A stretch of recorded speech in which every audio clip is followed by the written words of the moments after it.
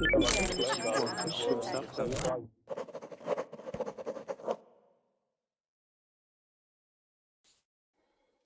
there, everybody. This is Lisa, and time again for another Verbling English class. In this hour, it's going to be a reading class. So during the reading classes, you actually get to practice a lot of things: listening, reading, discussing, so conversation. So it's a good class for getting lots of practice in English in different ways. And so if you have a reservation, you can go ahead and use it now and come into the class, into the Google Hangouts, and join us for the class. If you are come a few minutes late, that's okay as well. Hi there. Let's see. I gotta move my window up. Hi there, Guillermo. How are you? Very well, Lisa. Hi. Good evening. Oh, so Guillermo, where are you? I'm from Barcelona. Oh, wow. Okay. Yeah, good evening. Well, it's like 10 o'clock there right now? Yeah, exactly 10 o'clock. Yeah, okay. Wonderful. Okay. And Amparo's joining us. Hi, Amparo. How are you? And maybe your microphone's getting ready. And Aisha. Hi there, Aisha. How are you today? Good. And you? Good. Thank you. Okay. And Mario. Hi, Mario. Hi Lisa, how are you? I'm doing well. Thank you. Oh, we have color now. Usually it's black and white. Sometime. Yeah. Okay. Wonderful. Nihan, how are you doing? Hi, Nihan. Hi, Lisa. Hi there. It's How been are a you? long time. Yeah, it has. How are you doing? I'm doing great. How about you? Great. Awesome. All right. Glad you're here. And hi there, Selma. Hello, teacher. Oh, I was looking at your picture. It took me a while to figure out. I was like, oh, that's weird. Okay, cool. Nice picture. Okay, and Dennis is here as well. Hi, Dennis. Okay, good. Okay, lots of people, and I think Hamid is going to come a little bit later, so hopefully there'll be Is room. in another class Oh, is it just going with over? Lauren. Oh, okay, great. Okay, so you guys have already been on Verbling today, I see, and Ishmael's here. Wonderful. Lots of familiar faces. Okay, well, you guys know how this works then, so you probably have already gone and opened up the Google Doc. So I'm going to put it there one more time for people who may not be able to get into the Google Hangouts, but you can also read along with us. I'm going to put it up also in the screen share, and we'll get started so we can use the whole hour, because sometimes it takes us a little while to get through it, and it's fun if we have time to discuss. Okay, so I'm going to tell you guys a little bit about the article before we read it. As you know, I am a big fan of this guy, Daniel Coyle. This is a couple other books I think he wrote.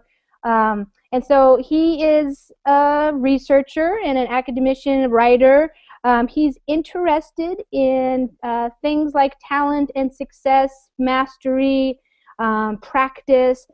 What does it take for somebody to be successful at something? And I always think this is a great topic to read about, especially because we're all here learning a language. I'm not learning English because I speak English as my native language, but you guys are learning English probably at least as your second, maybe third or fourth language.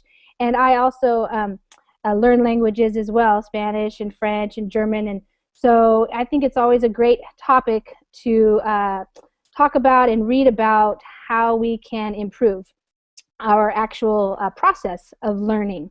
Okay, so that's kind of why I like to choose some of his articles. And these are articles that he writes on his blog. So I put the link down here at the bottom of the article. So if anybody wants to go directly to his blog, that's the article on the blog. And then, of course, if you like his stuff, you like this the way he writes and the things that he writes about, you can always check out his blog for similar types of articles, and you might want to read his book. Okay, so his article today is How Great Teachers See. So I'll read, first, so you guys can just listen and hear my pronunciation. And then if you have any questions about the vocabulary and stuff, you can ask them after we have the next person read it. I think you guys all know how it works. So, talent identification is the holy grail of sports, business, parenting, and education. We dream of having the magical ability to quickly and accurately assess who is destined to succeed, to sort the contenders from the pretenders. The funny thing is, there was once a clever scientist who figured out how to do just that. Okay, Aisha, I'm going to start over on the right this time. Give you a break. Selma, how about you go first? Okay, teacher. Talent identification is the holy grail of sports, business, parenting, and education.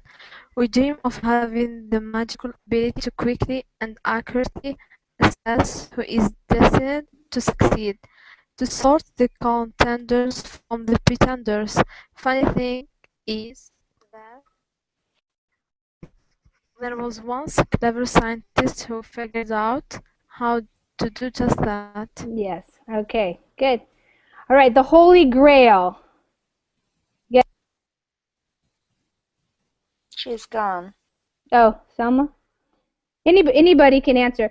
I just want to make sure everybody knows. So talent identification. So being able to identify somebody who has talent is what he's describing as the Holy Grail. So it's like one of the most important things in these areas: sports, business, parenting, and education. That's what people think.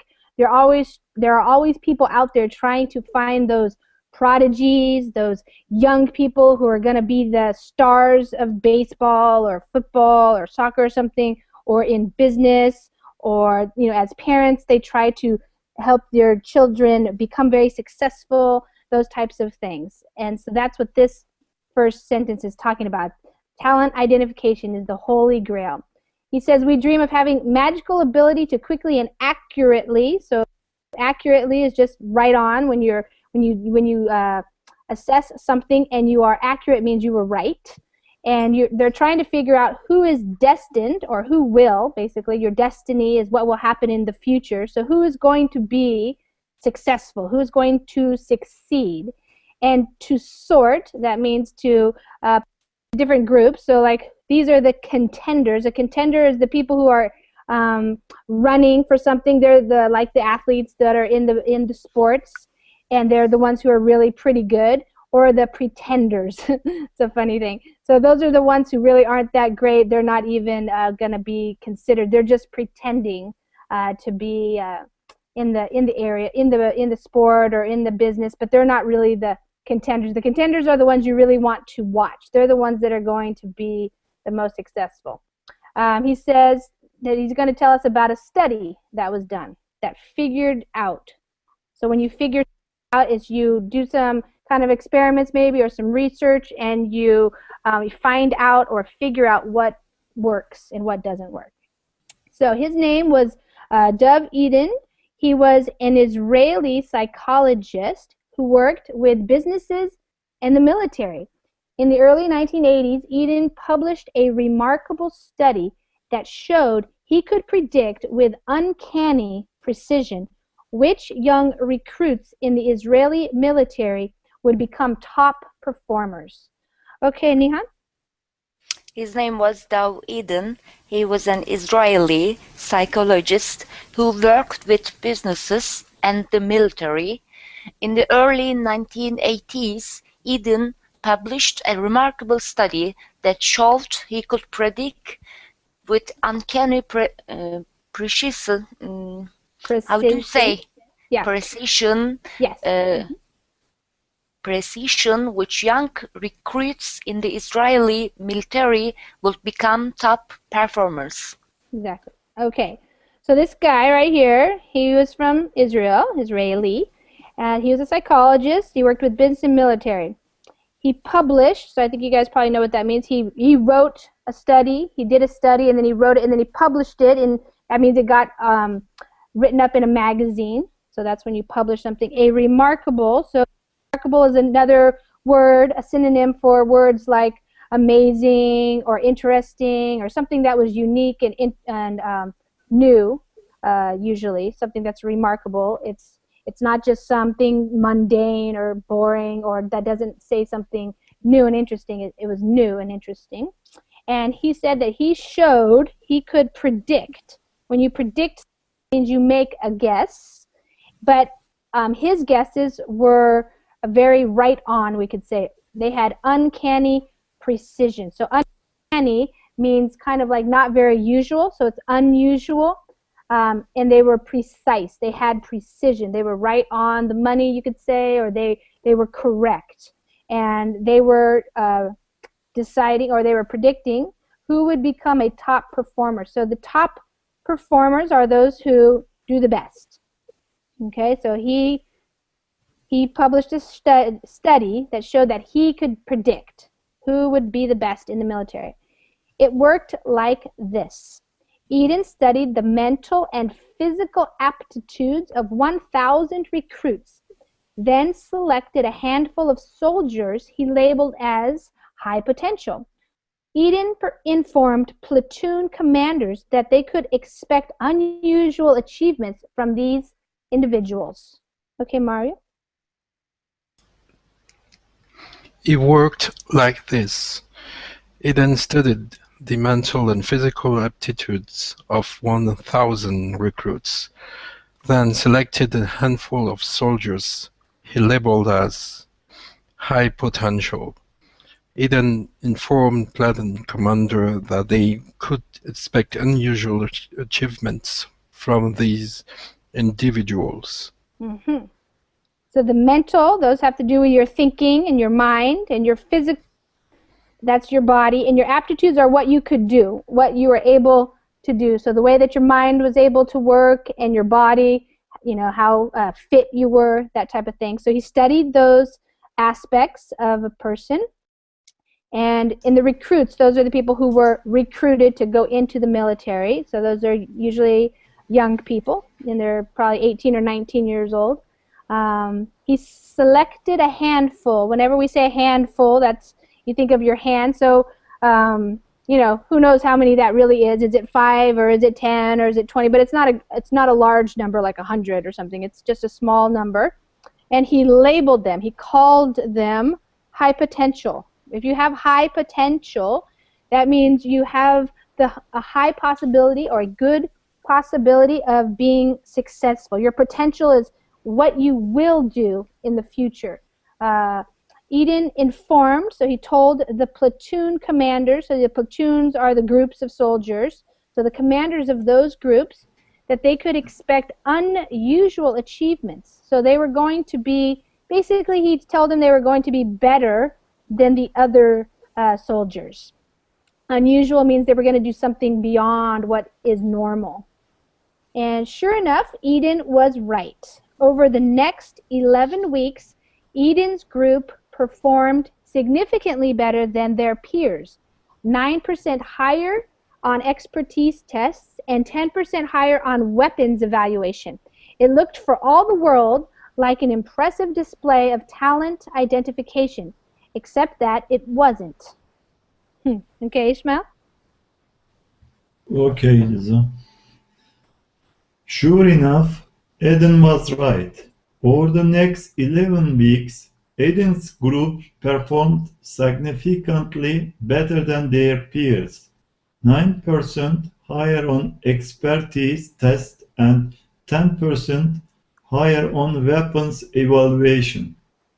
It looked for all the world like an impressive display of talent identification, except that it wasn't. Yeah, except that it wasn't. Okay, so everybody, it looked like he was right, had correctly predicted these people who would be more talented than the others because they were doing better. They were performing significantly, so that means not just a little bit better, but statistically speaking, a lot better than their peers, so the other soldiers that were there in the platoon with them. And so they had some different tests. Yeah, Ishmael? What is except that it wasn't? I couldn't understand the sentence. Okay, all right, I'll tell you. So it looks like that he was able to, so it says this last one here. It looked for all the world, so that's just an expression, like it looked like in every, for, you know, in every case that he was right. It looked like an impressive display, so doing really great things, right? And so it looked like he was able to identify talent. So what they're saying is in this sentence is it looked like this guy Eden was able to predict talent. And he's saying Yes. here, except that it wasn't. And you're going to understand what that means because he's going to tell us right now. He says this means right here, except that it wasn't a display. It looked like, because, and we're going to read what it means, what he says next about it. So it wasn't that he was actually able to do this, okay? That's what it means. He wasn't really able to predict with precision who would be better. Because here's the twist. The high potential soldiers weren't really high potential. Eden had selected them completely at random. The real power was in the act of labeling them as high potential. In sending a simple signal, these people are special. Does that make sense now, Ishmael? Yes, it Yeah. makes sense. Okay. And So, Hamid, you got in. Let me go to Guillermo, and I'll come back to you. Okay. To catch up. Okay, Guillermo, why don't you read that paragraph there? Because here's Yeah. the twist. Yeah. Because Lisa, Yes. does Eden behave knowingly this way, or Yes. Yeah, it's that was part of the study. Was yes, to, okay. Yeah. Mhm. because here's the twist: the high potential soldiers weren't really high potentials. Eden had selected them completely at random. The real power was in the act of labeling them as high potential. In sending a simple signal, those people are special. Mhm. This word right here, signal. Signal. Signal. Yeah, there you go. So here's the twist. So that means like here's when the twist is when you twist something with your hands, like maybe you have a wet towel and you're going to twist it to get the water out of it. You're going to turn it. But in this expression here, it means here's what actually happened. So the twist is something that you didn't expect to happen, but it actually is. So it's kind of like a trick. So he kind of did a trick in this study. So he didn't tell people that he was selecting them just randomly, just not having, he thought, the people thought he had really been able to identify people who were going to be successful. But he was doing this study, and so he didn't let people know how he was really choosing them, which is completely at random. So at random means just like maybe he said, okay, everybody, every fifth person, 1, 2, 3, 4, 5, okay, this person, 1, 2, 3, 4, 5, okay, that person. You know, he just, maybe he drew names out of a hat. Who knows how he did it, but it was not based on anything. It wasn't based on any of their mental or physical aptitudes, even though people thought that was his reasoning for choosing them. It was completely just random. He says the real power was in the act of labeling. When you label somebody, you call them smart, or you call them dumb, you call them high potential or low potential, you call them anything you want to call somebody, that's a label that you're putting onto them. And so he was labeling them high potential. So put it in their minds, oh, these people are special. It was it's a very simple signal. A signal is just, it could be anything. A word could be a signal. Lights can be signals. It's just something that lets another person know something. And in this case, these people thought, oh, okay, I got to watch these people. They're supposed to be really good. And that's what they were looking for. All right, so that signal that he created, that signal had created a massive effect in both the mind of the instructor and the learner, a virtuous spiral between teacher and learner that led to the full expression of potential. The phenomenon, dubbed the Pygmalion Effect, has been repeated many times and is particularly powerful in educational settings, like in classrooms and stuff. Okay, Dennis?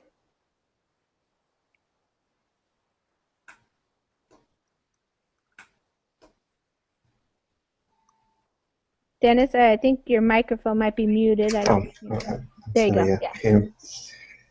That signal had created a massive effect in both the mind of the instructor and the learner, a virtual spiral between teacher and learner that led to the full expression of potential.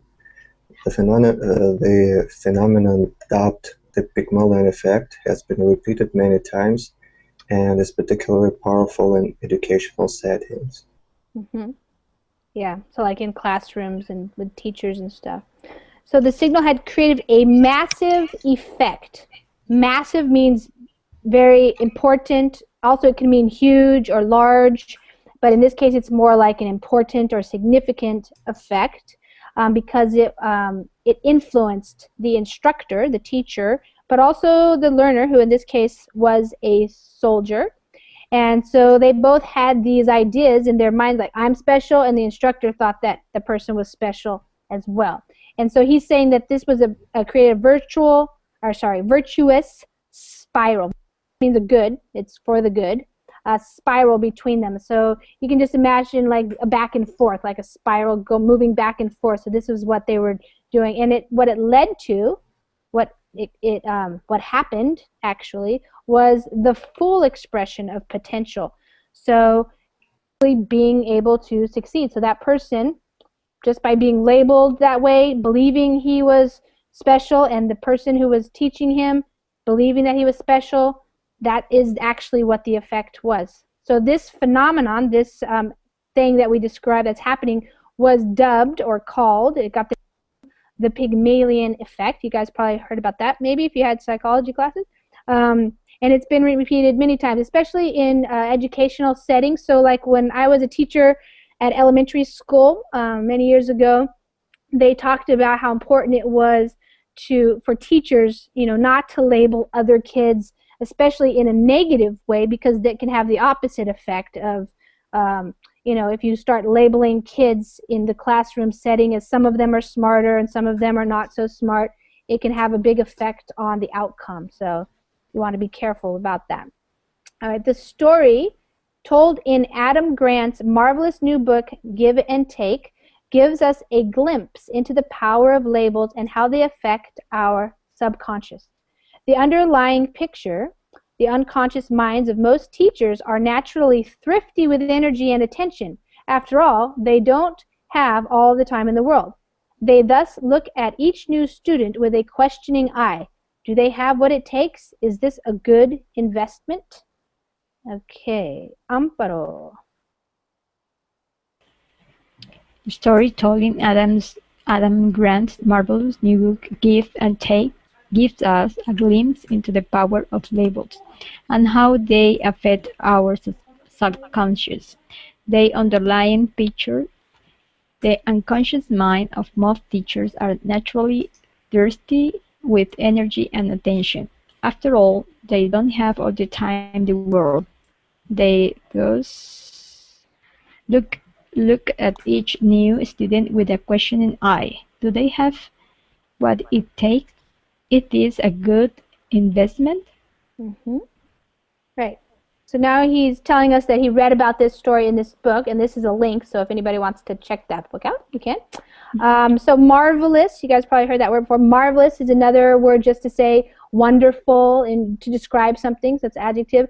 He's describing the book as marvelous. Gives us a glimpse. Whenever you get a glimpse of something, it means that you get a little peek at it. You get to see a little bit of it. So you get a glimpse of the power of labels. So you get to see how labeling people or things can influence people at their subconscious.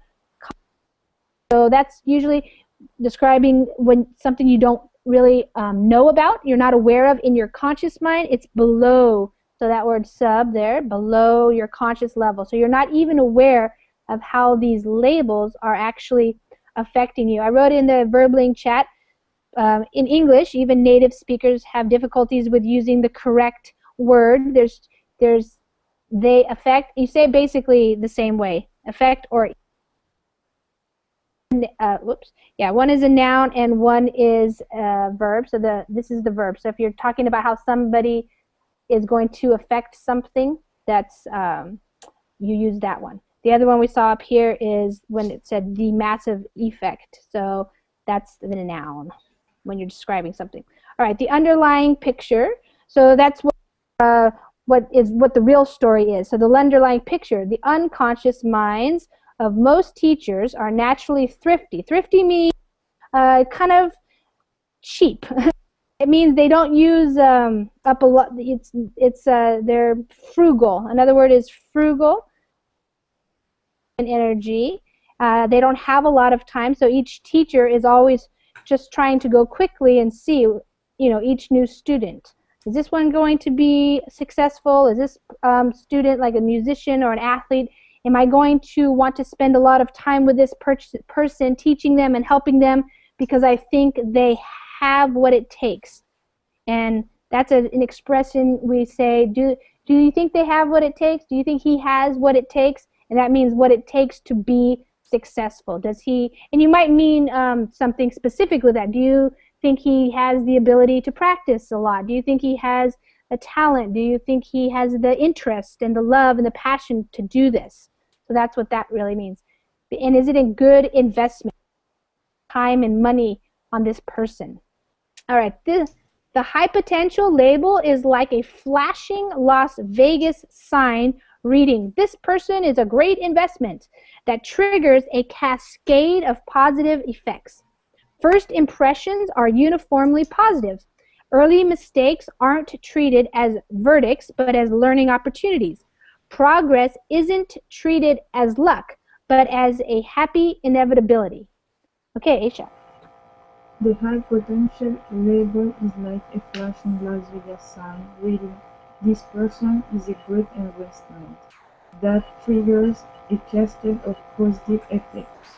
First impressions are uniformly positive. Early mistakes aren't treated as verdicts, but as learning opportunities. Progress isn't treated as luck, but as a happy inevitability. So if you have a label, somebody said, "Oh, Aisha, she is high potential." Like if you go into a classroom and they just say, "Oh, she's great."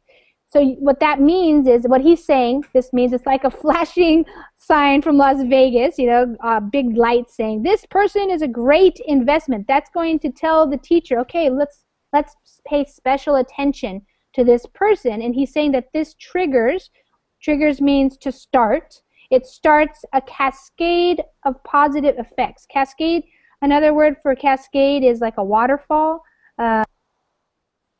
Or a cascade just means one thing starts and then they keep snowballing. It keeps coming more and more things. So in this article, he's talking about a cascade of positive effects. So positive effects. The first impression. So like when you meet somebody for the first time. So if we're using Aisha as our example, if I tell a professor, "Oh yeah, watch out for Aisha. She's wonderful. She's really excellent. And she's going to go far." Then probably the first time you meet her, you're going to have a good impression of her. And that's what he's saying. They're uniformly, which basically means always, positive. And early mistakes aren't treated as verdicts. So that means if Aisha makes some mistakes, I'm not going to think, "Oh, she's not really that smart." I'm going to think, "Oh, she's just learning. She's having more opportunities." And because I already have a positive regard for her, I already think she's going to be great. And progress, so learning process and getting better, is not treated as luck, but as a happy inevitability. Inevitability means something that has to happen. It's inevitable that it will happen. It's going to happen for sure. So if I think a person is going to be great or is great, then I'm going to be looking at them and just looking for all the positive things. And even if they make mistakes, I'm just going to be saying, "Hey, that's not a big deal. right? Okay. I remember watching Hans Jensen, a remarkable cello teacher at Meadowmount Music School, teach 2 students. To my eye, one student was clearly better than the other. After the lesson, I asked Hans which student had more potential. Who knows, he said. Okay, Hamid. Okay. I remember watching Hans Jensen, a remarkable cello teacher at Meadowmount Music School, teach 2 students. To my eye, one student was clearly better than the other. After the lesson, I asked Hans which student had more potential. Who knows, he said. Right. So here we go again. This word used remarkable, so wonderful or amazing, cello teacher. So what he's saying is, when just looking at him, it's like, well, that person's obviously better. But a good teacher or master teacher knows that you can't really know who is going to actually be the more successful person in the end. So to ask somebody, well, who do you think has more potential, the possibility of being successful? He just said, who knows, because that's probably the more accurate answer.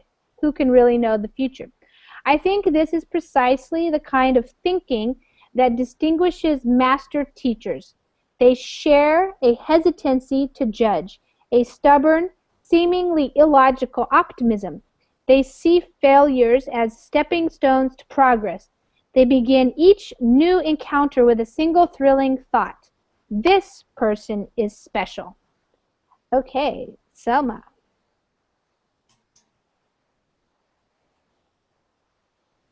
All right, is your microphone? Yes. Okay, there you go. I think this is precisely the kind of thinking that distinguishes master teachers. They share a hesitancy to judge, a stubborn, seemingly illogical optimism. They see failures as stepping stones to progress. They begin each new encounter with a single thrilling thought: this person is special. Yeah. So this is precisely, so that means the kind of thinking, so the type of thinking that distinguishes, that makes when you distinguish something, you make differences. So this distinguishes a master teacher from a regular teacher. So a master teacher is somebody who understands that everybody has potential and could be successful, versus maybe there are teachers that don't understand this concept. Okay, so it distinguishes them, makes a difference. They share a hesitancy. If you have a hesitancy, you mean you're not so quick to judge, you're waiting to see. And a stubborn, if you're stubborn, it means you're not going to do something. And almost illogical, because sometimes it looks like, well, that person is obviously better, they're going to do better. But these master teachers he's describing, they have illogical optimism. They are optimistic. They think that everybody is special. That's how they start off working with people. All right, let's see. Stepping stones. Stepping stones are just stones that are on a path, maybe in a garden or something. So that's the image we get there. You just step on one stone and then the next, and that helps you progress. So that's what failures are seen as.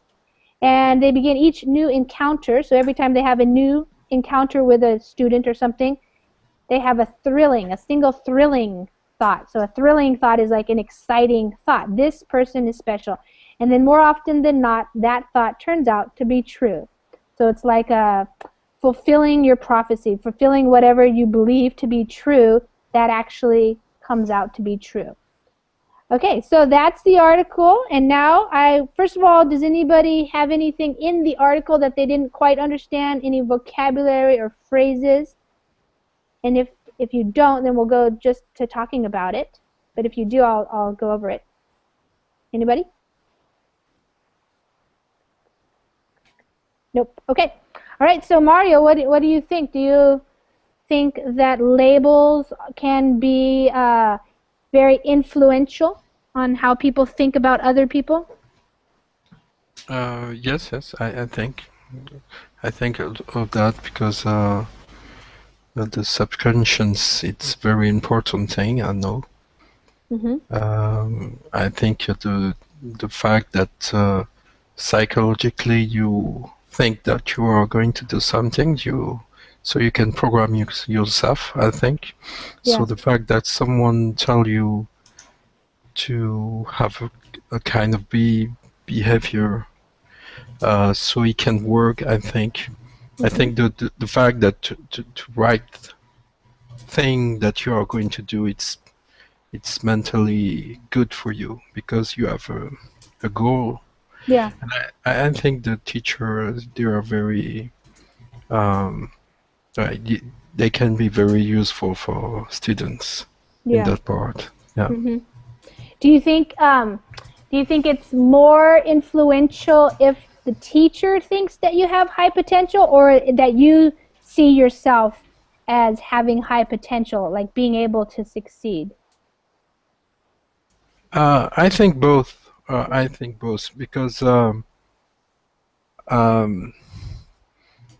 if someone tell you that you are very good at one thing, for example, it can be very motivating for you, and provides you some kind of incentives. So you can be good only about the fact that you know that someone think that you are good. Yeah. Right. Yeah.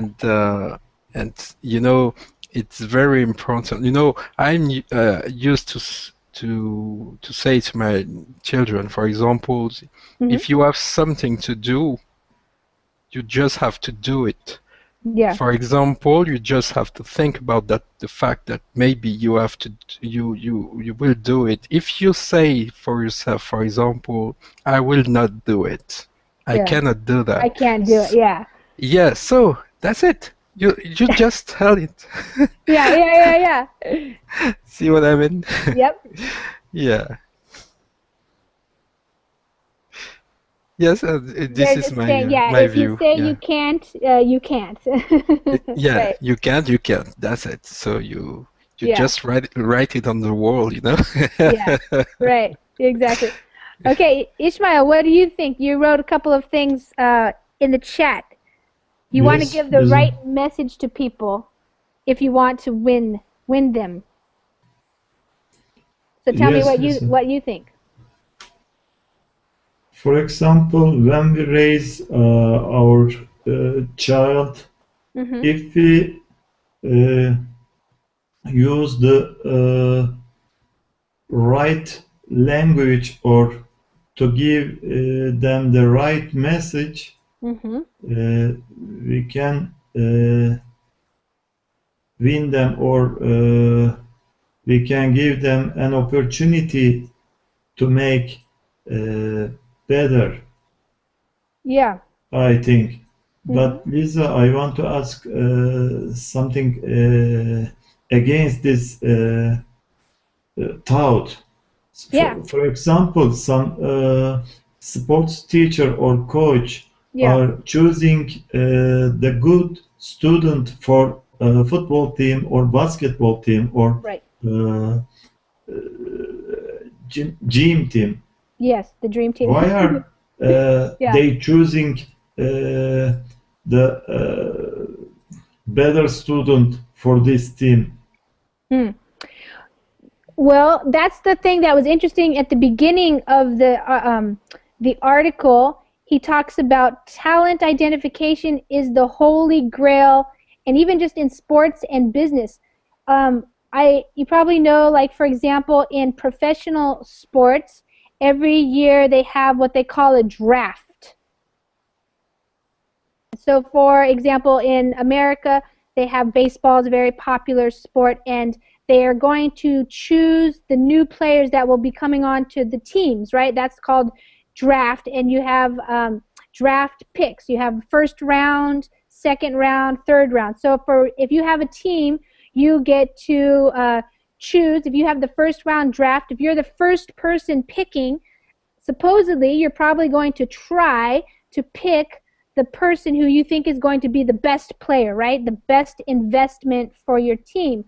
But I think what this guy is saying is it's not so easy to figure out who's going to be the best. And in fact, in other articles that I have read, a lot of times the people who are even so-called professionals at picking the most talented players for sports, for example, they're not very successful sometimes. Some of those first round draft picks, the ones that were picked first and were supposed to be very successful, they turned out not to be the best. Maybe it was a third or a fourth round draft pick that was even better. And so I think what they're saying, he's saying in this article, is sometimes you don't really know who's going to end up being the most successful, because of course you pick a player who's young, and even though they've already been playing most of their life probably, and they have been successful to a certain degree, they're going to step up to a new level in professional sports, and they may not be able to do it. So they are trying to pick the most successful ones, you know, for the football team or something, but it's not necessarily true that they're using that it's even possible to do. And so this is what one of the things that influences them is how people feel about them and what they believe about them. So I'm not sure if I answered your question, Ismail. Are you talking about, I took it more of like a professional level. Are you talking about just at a younger level in sports in school, like for younger kids, or? Yes, I understand. Okay. We are talking about maybe in the first level. Yeah. We don't know too many things about this students, but there is always a evaluation and a selection method. Yes. Yes. And I think that this kind of thinking that he's talking about is still not widely known for everybody. So a lot of people do believe that they can figure out who will be the best, you know. And so even at a young age, some teachers or coaches, they might choose some kids for the soccer team or the football team that they think are going to be the best, but maybe they're not very correct. They're not accurate. And it's probably because they don't understand how important it is to have a strong belief that these other kids can also have good potential and could become even more successful. Because there's lots of things that go into success. And lots of kids who are pretty good have good skills very young, they don't necessarily even stick with it. Whereas what seems to be more of a determining factor in a lot of areas is what we call here in the U.S., it's called stick-to-itiveness. It's kind of a funny word. It's like, can you stick to it? So are you going to be the one who keeps up practices? You keep practicing, you go to practice, you love the sport, or you love the instrument that you're playing. Because a lot of people who might be good, they just drop out anyways. So those are some other things that people don't always take into consideration. What do you think, Hamid? Do you think it's easy to tell who's going to be the most successful, or is it better to just keep everybody in mind with the same high potential? High potential is important. Firstly, I want to say I am a little bit far away from this passage. You know, I joined lesson lately. Sure. But I want to say my personal opinion. In my opinion, success births success, and to failure, success to failure, and it is another important point is team soul. Okay. And maybe the success is coming from to be perfectionist. Mm-hmm. That's all. Okay. So you think you have to be a perfectionist, or do you mean like a person who keeps studying or keeps practicing and has the desire to be successful? A person should be a perfectionist. Okay. What do you think, Guillermo? Sorry, what I think about?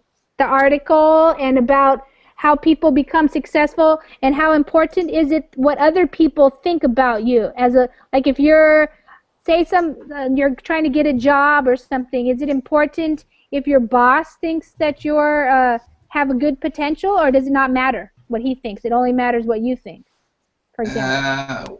Well, I'm totally agree with what the article explains. That is very important. The tax that the other people puts to you. But at the same time, I think that is something that depends of your personality too.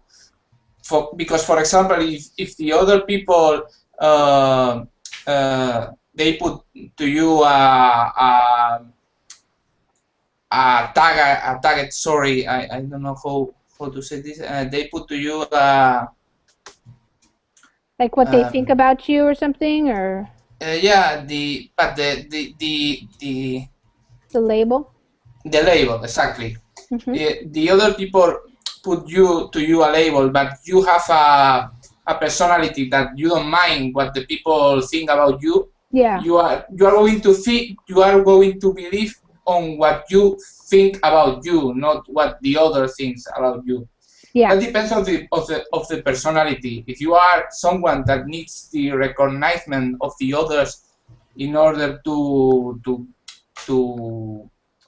be happy or to be, then you are going to be more affected for those for these things. Yeah. Do you think that men or women are more affected by what other people think of them, or is it just like a personality thing, like some men or some women? Or I think it's just a personality thing. It's not related with the sex, with the exactly. Okay. Yeah. Dennis, what do you think about all this? About all this? Yeah, all the different things we've been talking about. Do you have any opinions or ideas? No, it's all very common. People are very suggestible, and of course people we are social beings, whether we want it or not. Yeah. And we are very we really depend on environment and not on what happens around us, but on what is told around us. Do you think it's a like personality thing? Like some people are more concerned about what other people think of them, and then other people are less concerned? No, of course, but in general, we need a motivation. We need the goals, and we need the feedbacks to this motivation. And it's not a real, real feedbacks. Just to say people, I don't know, thanks or they appreciate it, something like this. It's very important. When you create something, for example. Yes, of course. It's, yeah. Okay, Amparo. And I think if to return for your previous question about men or women, I think men now more suggestible because men are upon more pressure because you need to earn a lot of money, you should be successful, you should be good looking and all this stuff. It's a very, very high pressure for men now. For women too, but for men more more high level, in my opinion. So maybe maybe different cultures have that a little bit different to different degrees, perhaps. In some cultures, maybe the men are expected to live up to certain types of ideals or standards, like have a good job, look good, be a good dad, be a good husband, be faithful, be honest. And so there's a lot of pressure, like you say, on men trying to do a good job and lots of people looking at them to judge them or something. Yeah. Okay.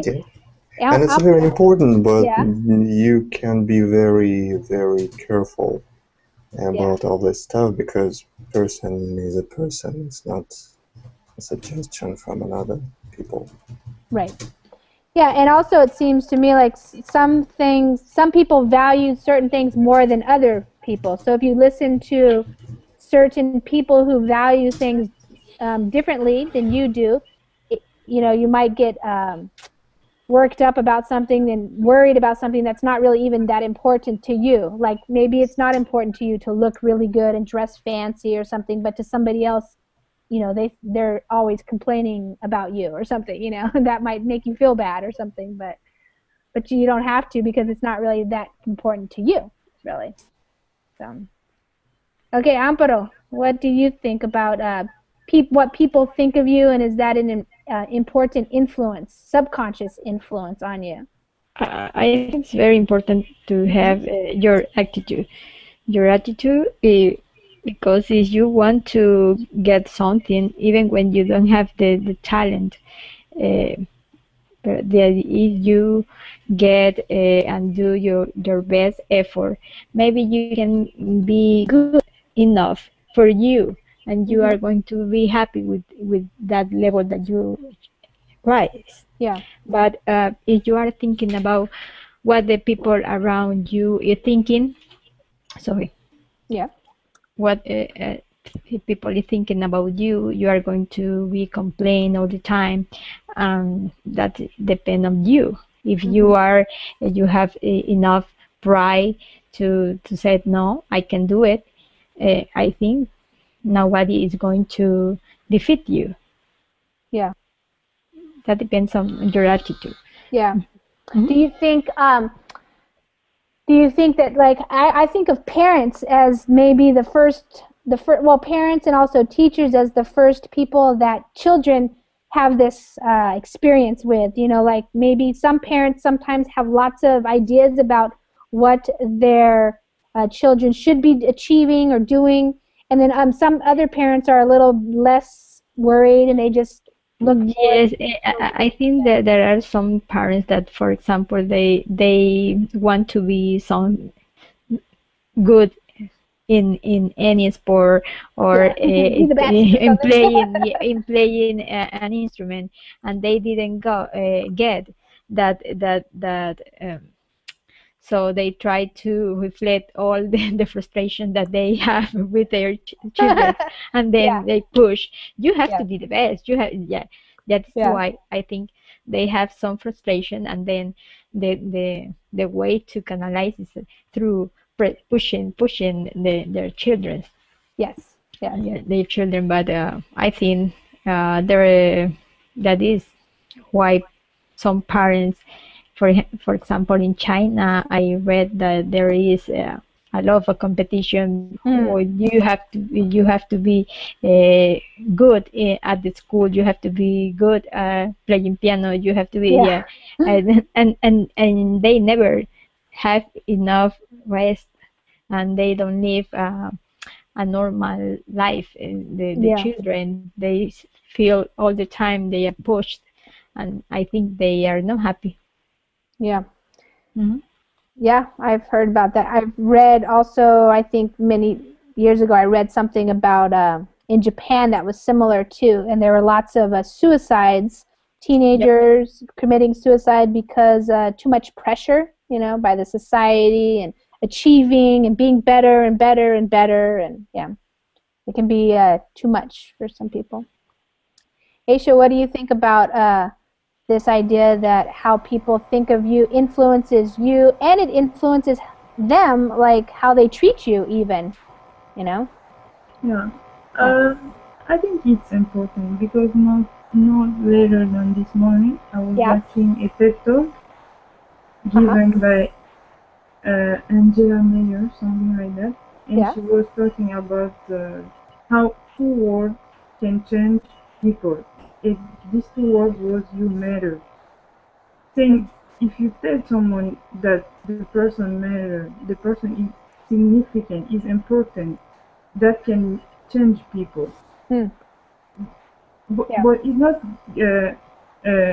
a pressure. But if someone know that you think a good thing about the person, you think that the person is better, the person is good, the person can do everything. I think the person can do a lot of things. Yeah. And I don't think also it's a gender thing. I think maybe women are more show more need about good feedback, but I think everyone needs a good feedback. And if you show them that you trust them and they can do everything, it can change the world, I think. Yeah. Yeah, that makes me think of what it's saying in the article about like a master teacher and a person who believes, like if I'm working with a student and I believe that they matter and they're important and they have potential, then even the way that I treat them is going to be different than if I think, what a waste of time. I don't really think that they're going to be successful. I might not challenge them. I might not listen to them. And I might think of them, their mistakes, like, see, like they can't really do this. Whereas if I'm thinking the other person is really great and they make a mistake, I'm just going, that's okay. We can do better, and I'll help you learn, and that kind of stuff. So it really can influence how a person treats you. So yeah, making sure that people know that other people matter, so that you Yeah, treat them like that. Yeah. yeah, exactly. Selma, what do you think about this idea of other people, how they think of you and how that affects how they treat you and how that affects how well you do and how you feel about yourself? Well, teacher, what I think is that this has strong relation with the attitude of human beings. Of first of all, how do you personally receive yourself? If you create some if you ignore others' comments and you create some egocentrism, you can you can you can live in any situation you are put in. But if you choose to change your opinion according to the situation you are, just to adapt, to conform, or to comply someone you like, this would be a big problem for you, and you will uh, you will suffer a lot. Yeah. Even if you have your parents, the opinion of your parents and others that you care about, Yeah. you just take their opinion and you do your plan. They are just notes or people to guide you, but I think they don't have the right to judge you. Especially parents, they Yeah. need to leave you experience things. Then when you have mistakes, then they can interfere. But if you are going on the right path, I think they don't have to interfere at all. Yeah, good. Yeah. I wonder, it sounds like everybody kind of agrees with that way, and I'm wondering if it's new, like, since we're living in the 21st century, is this like a new way of thinking? Because it does seem like in the past, maybe a long time ago, a lot of people thought it was good for people to push other people and to make them do things that were really hard.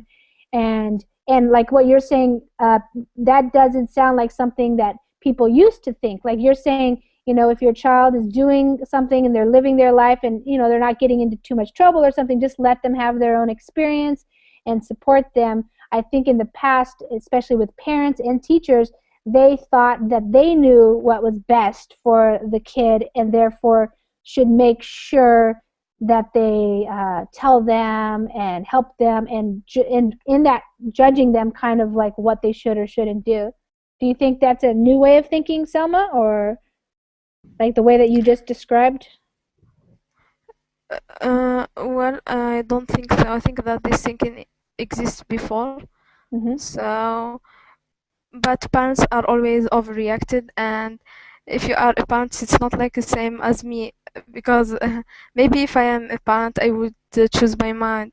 Would choose. Sorry. Change your mind. Okay, you had enough trying on your own. Do it this way. Right. Yes, of course. But Guillermo brings up a good point about what this article might be telling us is if you really can't identify the most successful people ahead of time, maybe what is more important is your attitude towards people. So if you're an employer,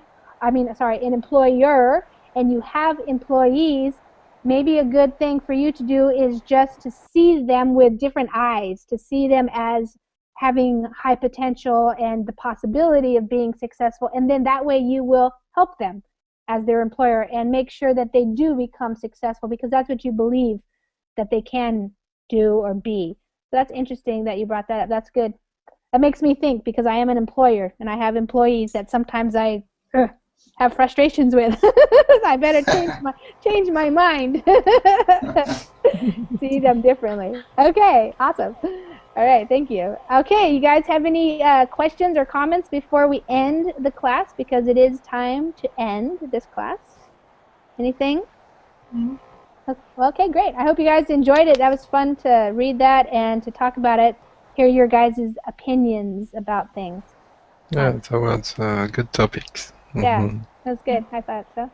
Okay, thanks for showing up to class, everybody. And Hamid, I just wanted to tell you also, this is the type of thing, like for the TOEFL exam, you know, listening to something, reading, and then in the speaking part, giving your opinion about something. So that's a good practice, and you did it. So that was good.